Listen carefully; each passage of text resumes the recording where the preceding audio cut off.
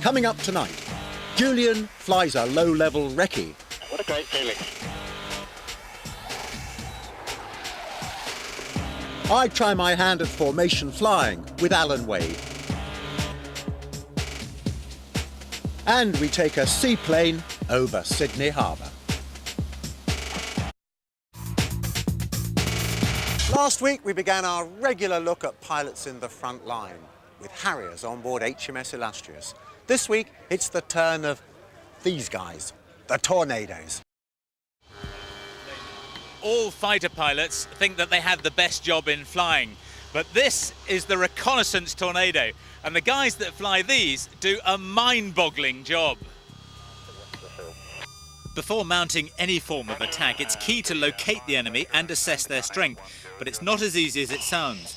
In the Gulf War, RAF Tornadoes flew 100 feet from the ground and close to the speed of sound, often at night.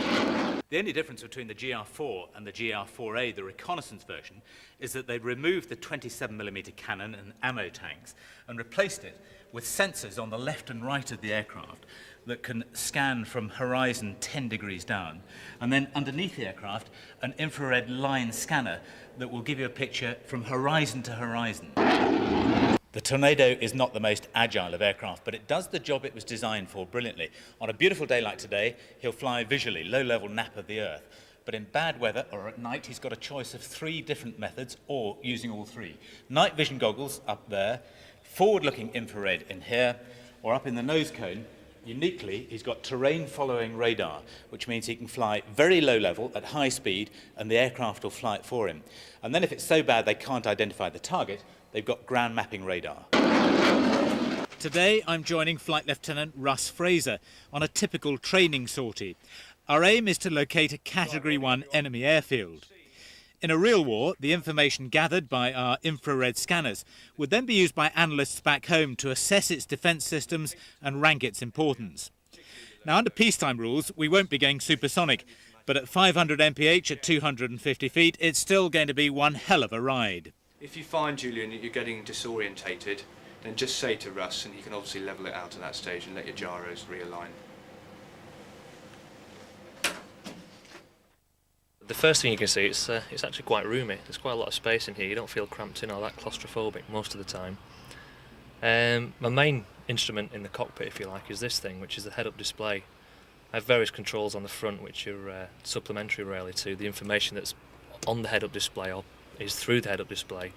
The navigator sends most of that information forward to me, so if we're doing a recce run or a normal attack, then that information would be up through the head-up display. I would control if I was attacking another aircraft, and I can also control the attack from the front should I need to, should it not be going well from the back seat. So for example today that's what I'll do. I'll do all the controlling from the front, and all that information is given to me through the head-up display along with heading, speed, heights, all the basic stuff. Did you think you'd be doing this at the age of 13? No, not really. It's all I've ever wanted to do since I was about 6 years old, I think, and I told the guy at the careers office I wanted to fly Spitfires. Reconnaissance Tornadoes usually operate on their own, but as this is a training sortie, 2 aircraft will try to survey the enemy target. Andy Hine, flying the lead aircraft, was the first to go. You happy, Julian? Yeah, very happy. You sure? Yeah. Good on. I had a passenger on Friday, and it was at this point he decided to tell me he was absolutely petrified. Oh, really? And that he was a terrible flyer. Right, the leader's airborne. There's my signal off Lummy. I've got 1 good burner, 2 good burner. Our brakes are holding. CWP's clear. We are rolling. You see a camera crew on the left-hand side, about 1,000 feet off the speed. Reeves, the Alpha's coming down. I've got good AJs. Couple of birds on the left, nothing too bad. Got good Alphas, good AJs. 125, 3 MBS. Coming to 140, 150, 160, 170. That's V-rotate. Stick comes back. We are airborne, gear travels. Very, very smooth takeoff. Yeah, it's a very, very comfortable jet to be in. We then climbed to 20,000 feet to transit to the point at which we go low level. We have it's not truly fly-by-wire, but it's a pseudo fly-by-wire system, and that makes the jet very comfortable at low level, which intrinsically means it's a very good bombing platform. From our pre-calculated initial point, we'll run in very fast and low with the sensors covering a mile-wide swathe, recording anything of potential interest. Down to 2 from 1, Bravo will in place, and then we'll formate on you on the left. Our countermeasures are now listening for enemy radars directed at us, and normally the man in my seat, the navigator, would then fire off chaff or flares to spoof heat-seeking missiles.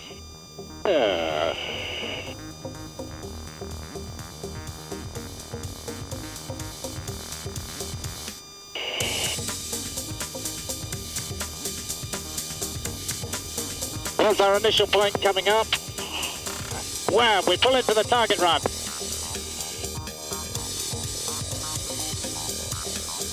Forty seconds.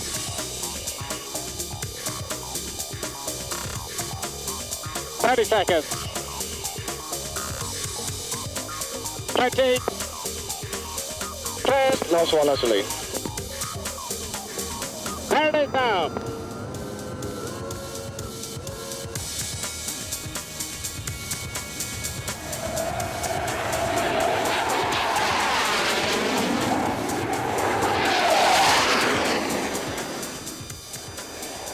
Oh, dear.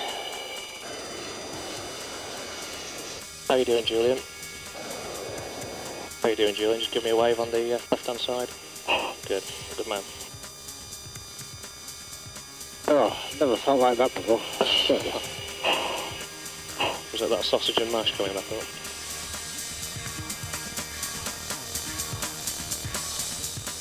Andy Hine had been right about how low-level flying can make you feel ill. My only consolation was that quite a lot of RAF aircrew suffered just as much as I did.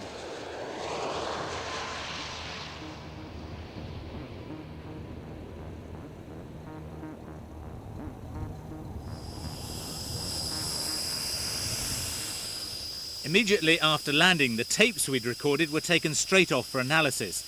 Back at base, I was shown exactly how much information can be gleaned from the Tornado's infrared cameras. We would download the relevant piece of imagery around the time over target. For us, it's a Category 1 target, which is an airfield. We could also magnify, take into an area of interest, in this case a group of hangars by the side of the airfield. So the advantage of an infrared system over an optical system is we get the added intelligence of the activity. You know, fuel storage tanks, we can tell on an infrared image how full those tanks are.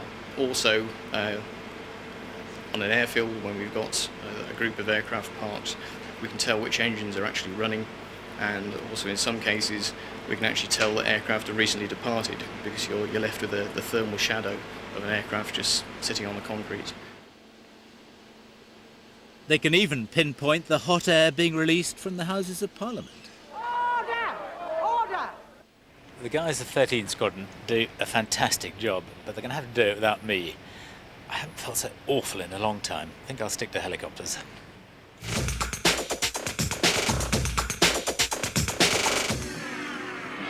It's not just the flying that draws the crowds here to RAF Cottesmore. There are over 600 ground-based exhibits from 33 nations, where visitors can see some of the world's most formidable military hardware. They get the best stuff here, like the B-1B. Not many people get to see inside this. Brian, it's a pretty awesome bit of kit, isn't it? Yes, it is. As you know, getting up here, it's pretty cramped for the aircrew, but it's all gas and bombs. It's what the plane was designed to do, is go fast and go far and drop a lot of ordnance. So not a whole lot of room for the crew. And only here would the B-1 be next to the Tupolev backfire, its Cold War adversary. Sydney Harbour is one of the most recognisable landmarks in the world. Next, Helen Young reports on a unique viewpoint of a familiar sight.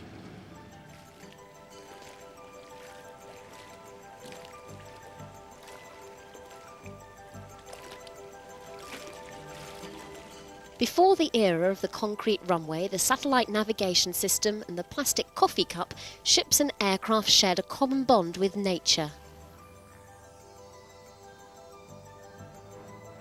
This is Rose Bay, Sydney's first international airport at a time when seaplanes were the fastest form of transport. To the east, routes were open to New Zealand, the Pacific Islands and on to America. And to the west, across the continents, back to the United Kingdom. Flying boats and float planes have operated out of here since the 1930s. Qantas operated the service from here to the United Kingdom on the Kangaroo route, where they took about 10 or 12 days to get to the United Kingdom from here. You used to take a dinner suit and stop at Raffles for dinner on your way in Singapore. Just a wonderful spot. Since then, the Catalonians were here during the war. There was a very large base here, and we've operated here since 1993. There's still something of the pioneering spirit about the lines of a float plane. Got 4 beavers, keeps us out of trouble most of the time. They're originally designed and built in Canada. The Havilland Canada built about 1,600 of these, and subsequently they've gone all around the world for crop dusters or float planes or operating on skis. Well, this one we bought as a wreck a little over 2 years ago. I say as a wreck. It had been in an accident. It was a crop duster and operated up in the New England area of New South Wales. I gave it to my engineering people out here at Bankstown, and they turned it into what you see now is basically a brand new beaver. The interesting part from my point of view is it started out about 5 metres long. It kept getting shorter. Every time I looked at the aeroplane, it got down to about 1 metre long, and I said, for God's sake, start putting it back together, would you? The aeroplane was designed originally for floats or skis or wheels. In order to provide control of the aircraft whilst it's on the water, we linked the air rudder through to water rudders. So coming from the base of the fuselage down towards the tail is a control surface there, if you like, that actually we link by cables through to water rudders here at the rear of the floats. That allows us to steer the aeroplane when it's on the water. Yeah, we pull the rudders up for takeoff and for landing. If you understand that you've got a surface there which is about twice the size of a dinner plate, if it were down on landing and you were slightly drifting on landing, the force on the sideways force on that is sufficient to actually take the rudder off the aeroplane. There we go. I'm watching goals at the moment. I'm keeping the aeroplane straight with rudder. I've selected a position over the top of the nose so that I can know the aeroplane keeps going straight, so I can concentrate in here for a moment. 36.5 inches. Aeroplane's well and truly on the step. We go for takeoff flap. We trim it, aeroplane's off the water.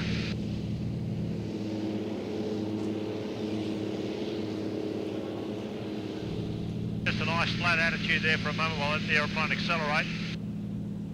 33 inches, 2200 RPM. Flaps are coming into climb. Aeroplane's climbing away at 70 knots.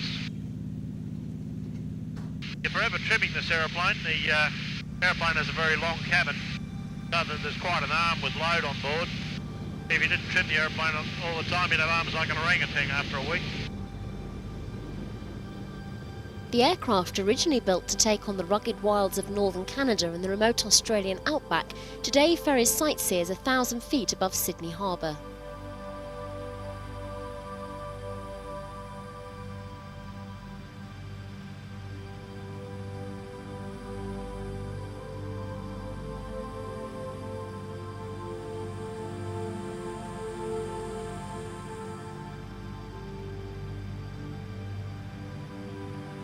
But there are specialist skills needed to fly the approach and landing, which are still as demanding as ever they were. Turning base and final here, just one continuous turn. We're out of 100 feet now. The aeroplane lined into wind. Final flap setting there. Throttle's closed, back around 60 knots. Aeroplane roll, wings level, into wind. Just a final wind check as we get close to the water. And onto the water. The aeroplane pulls up very quickly. Taps up. Water rudders in the water, and we're clear to taxi. Still enjoyed today, the seaplanes will forever epitomise that pioneering spirit of aviation and travel. I've been doing this for the last 6-7 years. Still a lot of fun. Hard work and longer hours than anything I've ever done before, but lots of fun, yeah.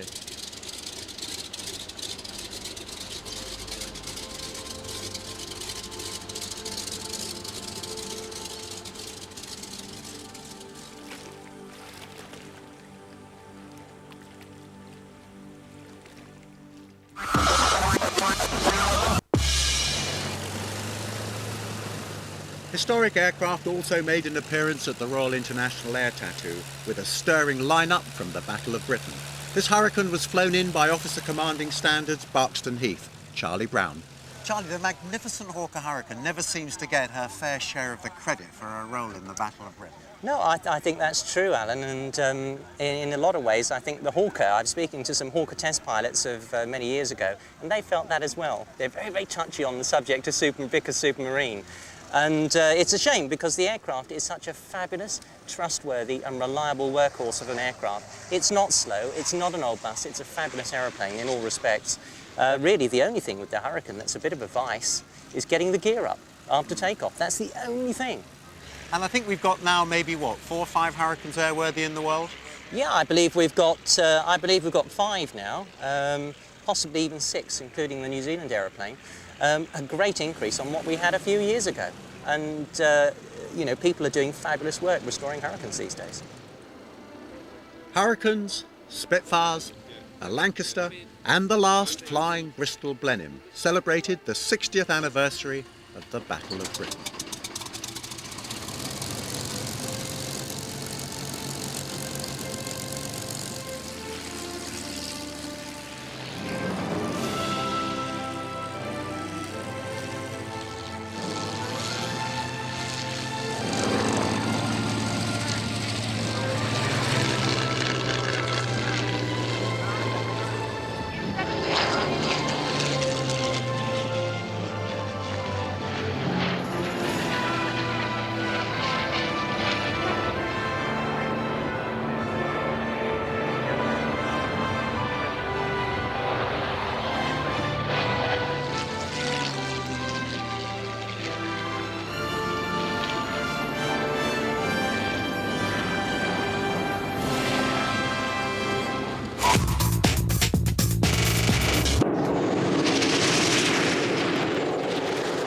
The highlight of many air shows today is the precision and skill of display teams, such as the Red Arrows, who've turned formation flying into an art form.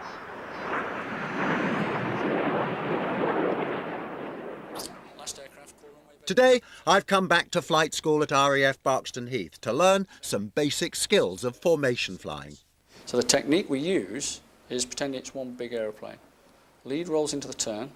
Not only do you roll into the turn to match its bank angle... To teach me is instructor Alan Wade, whom you may remember from our last series, turning me upside down and inside out with some dramatic aerobatics. This time, he's going to show me the finesse needed to stay in touch with planes, only a nervous twitch of the joystick away. And the aircraft we'll be using for this is the Slingsby Farfly 260. The versatile Slingsby is incredibly manoeuvrable, thanks to its impressive 260 horsepower engine. It's one thing flying at 160 miles an hour, 6,000 feet up, with clear blue sky all around you, and something else when you've got a couple of mates just a few feet off your wingtip. Flight school, they told me to keep away from all aircraft in the skies. Well, here at RAF Barkston Heath, it's just a little bit different. It was a beautiful day for flying as the aircraft soared into the sky as one under the control of 3 top formation pilots. But there was no chance of sitting back and enjoying the ride. Lesson number 1, how to stay in formation. Really, it's all about teamwork. Planes number 2 and 3 must keep their eye on the leader, number 1, following his every move. This position is known as a Vic. Sounds easy, doesn't it? Alan demonstrated some basic techniques. So we're looking to see both the top and bottom of his wing. Top of the wing, bottom of the wing. Trailing edge, yeah. Okay, Alan. Right. Look across at the other aeroplane. Ignore number 3. Right. All right, he'll make his own arrangements. We're just going to look at the lead aeroplane. A little bit of forward pressure on the stick. Follow me through on the controls. And lead, as if by magic, moves up. Yeah. A little bit of back pressure on the stick. And he comes back down again. I can put him on the horizon, and if you have a close look, I can see the top of the wing and the bottom of his wing. I think it's a bit like driving your car, looking out the side window. Very gentle inputs, aren't they? That's the easy bit. Just as I'd cracked flying wing to wing, Alan changed the goalposts and put me directly behind the lead plane in a new formation, line astern. And if that wasn't hard enough, he stuck plane 3 right on my tail. Set. Three smooth down the way to give us a little bit of room. Three clear. Power. Down. Across. Anticipate. And ease up. Look at the wing. I can just see the top surface. The first white bit of the walkway. Yes. Okay. Not too much. About there. And that's what you're looking for? Right. Using the techniques you learnt on the wing, what I want you to do is maintain that formation position. Any questions? No. You have control. I have control.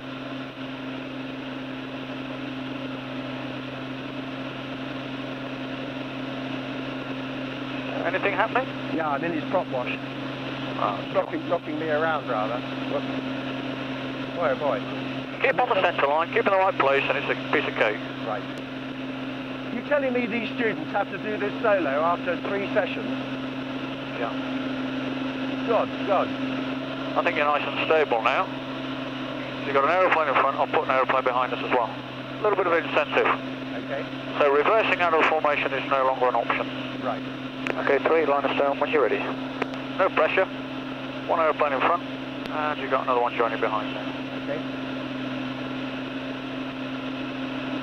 Right, just match his bank angle, and accept that you're slightly out. Don't worry, don't worry. Don't chase it, don't try and get back in, because you'll be out. Yeah. No, I'm going all over the place. Have you read the book, or what? Can you put us back? Oh, yeah. Ready for some steamer manoeuvres, Alan? I was not Don't worry. For the next 2 hours, Alan put me through my paces as a formation pilot. It's really a totally different skill to normal flying, a bit like controlling one huge aeroplane with 3 different pilots at the helm. As we came into land, I felt as though I'd just come out of an exam. The concentration needed to stay in touch with the planes around me was quite awesome. I've just got a glimpse of what precision formation flying is about, and though I'll never reach Red Arrow standards, nonetheless, I really enjoyed my first taste of flying formation.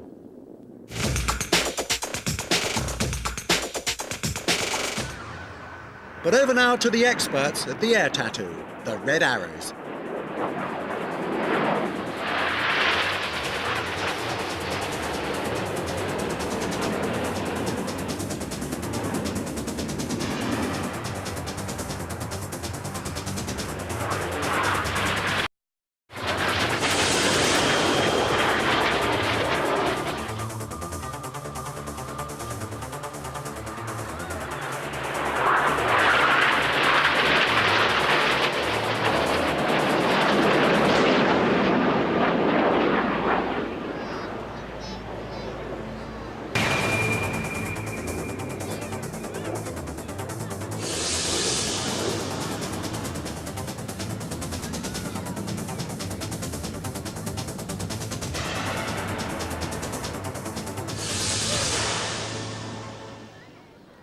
There's plenty more flying going on here at Cottesmore, but unfortunately that's all we've got time for tonight on the Airshow.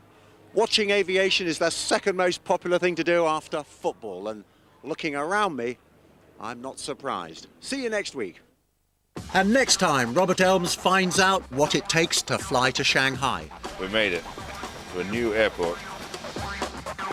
Julian meets the aerial truckers of the RAF.